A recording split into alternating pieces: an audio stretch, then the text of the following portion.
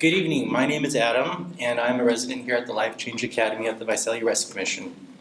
When I was asked to speak here tonight, I was extremely hesitant to say yes. It wasn't out of fear of public speaking. I've always felt pretty comfortable giving presentations and speeches to large groups in a professional capacity. But tonight is personal. Tonight I'd like to share with you my story, my testimony. The journey to reach this place has not been easy. Far from it, but it wasn't always a struggle. I can remember a time in my life when I was a fresh-faced kid, ready to take on the world. Life held so much promise. Anything seemed possible, and any dream could be realized if I really wanted it and worked hard. And yes, with dedication and a belief I accomplished many of the goals I set. But at the end of the day, it never seemed to be enough. I was never enough. To me, it seemed that there was always something more I could have done. It could have been bigger, better, more impressive. To make up for what I was lacking inside, I became very busy. Busy searching, busy finding, busy planning, busy doing. In addition to my career, I was actively involved in many charitable causes and community services where I worked on special projects. Being unfulfilled, working on special projects, and I sat on various boards and committees. But still that feeling of being unfulfilled and alone was never abated. So, as it too often happens to many of us, depression began creeping in, slowly replacing hope with fear, capitalizing on loneliness. Enter vodka. In my mid-20s, I discovered having a drink or two was an effective way to calm my nerves and quiet the negative thoughts and feelings in my head.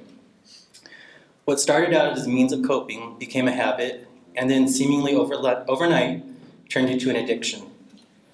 Being a person who was so concerned of what others thought of me, I openly sought treatment, and after 90 days, I was sober and resuming my life again. On the surface, I was projecting the image that I thought everyone wanted to see, me sober, involved. I tried to laugh a lot, but inside the void was just as much there as it ever was. I kept trying to find the solution to fill the emptiness. I tried pursuing more meaningful work. I tried more charity work. I even tried to find the solution in someone else, which I thought worked. But the world I had created was shattered in 2012 when my other half was killed in a very violent, very public way. I cannot articulate the emotional turmoil that followed. My life and priorities had changed. I didn't care about finding fulfillment. I didn't even expect happiness. I didn't want to go on. Every day I had hoped to die. I begged God as I knew Him to take me. And He did, but not the way I imagined. Late last May, during a very dark period, I had quit my job, and I literally began drinking every waking moment. The perfect storm of conditions led to what can be best described as a nervous breakdown.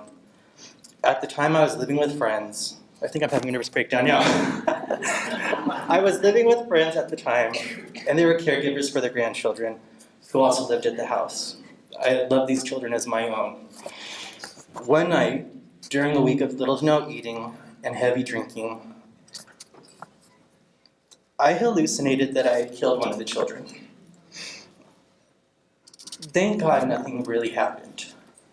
But that horrific delusion is what finally prompted me to treatment.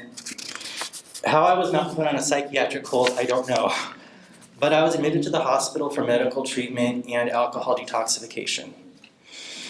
Because I was too embarrassed to go back home, I opted to take a taxi from Porterville to Visalia. That was June 6th, and that was the day that I was admitted to the Life Change Academy program here at the Visalia Rescue Mission. Although I do not recall much from those first 2 weeks, I do know that I saw something in the residents and staff. It wasn't a shared personality trait or even a certain quality they possessed. It can best be described as an X factor, something that I couldn't put my finger on. All I knew is that I liked it, and that I wanted whatever it was. As the weeks turned into months, the biblical teachings, the daily instruction, the care and guidance, along with the hope from shared experiences, all factored into the solidification of my emerging spiritual foundation. Because of the Visalia Rescue Mission, I have been introduced to Jesus Christ, and today I'm in the midst of establishing a very real and very tangible relationship with God through Jesus, with the Holy Spirit acting as a guide for my path. I know now that I am not alone, and for the first time in many, many years, I am hopeful and look forward to better and better days. The direction of my life has dramatically changed course. Before, I had placed so much value on appearances and what I thought I could gain through good works. But now I'm hearing a call to truly empty myself so that I could serve those in need and share hope with those hurting, so that I can love, truly, truly love, those who are marginalized and feel unwanted and unloved. This call of service is from Jesus, and it is allowing me to become the person I was always meant to be. My name is Adam, and today I am more than myself. I am a follower of Jesus Christ. Thank you.